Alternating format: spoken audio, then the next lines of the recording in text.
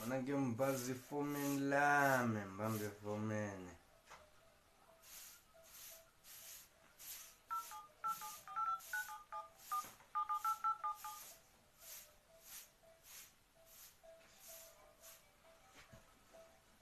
Yelo? Yebo, livuka.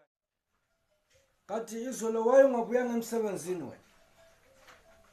Akukhulume lami ngithi wayengabuyanga emsebenzini okwayizolo. Inkinga ebekhona fomeni ukuthi ngiphuphe ngitshaya i-overtime mina.